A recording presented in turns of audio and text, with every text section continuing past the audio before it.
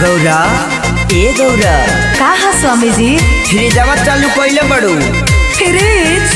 अरे हाँ हो देखा ना हमें एगो कोको कोला धइले बनी।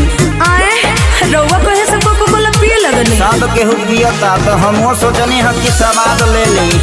अच्छा ठीक भाई, हमरा ना खुशी के बात बा कि भांग ना पीसे के पड़ी। हाँ तो ठीके बा। पल में जहाज भइल डाउन न रही। अच्छा कहबू कहे गौरा इतनी बायर जी। अरे दोसर कौन उपाय बा? कोको कोला पी। पल में जहाज भइल डाउन न रही।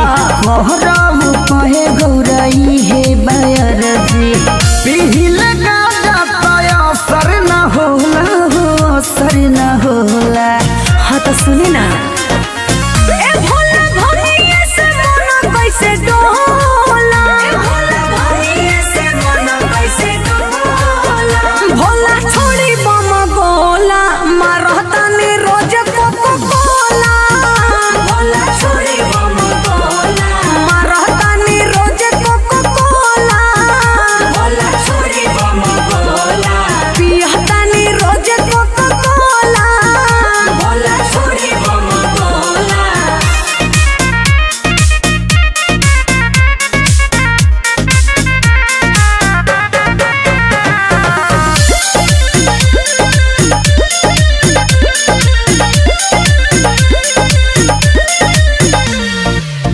एकर साबहत हमारा लहगल बामू।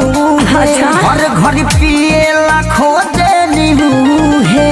ए भोला पी के बरफ दरियाई जी, कोको कोला खातिर छरियाई जी।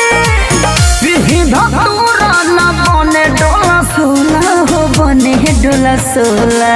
काहे है सुनी, ए भोला भरिए से मन कैसे डोला, ए भोला भरिए से मन कैसे डोला। भोला छोड़ी बम गोला, मारतानी रोज कोको कोला। भोला छोड़ी बम गोला, मारतानी रोज कोको कोला। भोला छोड़ी बम गोला, पियतानी रोज कोको कोला। भोला छोड़ी बम गोला।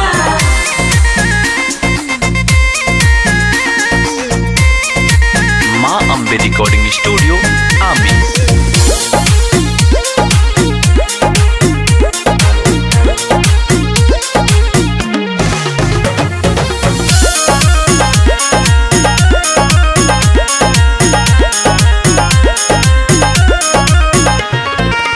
एगो बोतलवा से कम नहीं चले।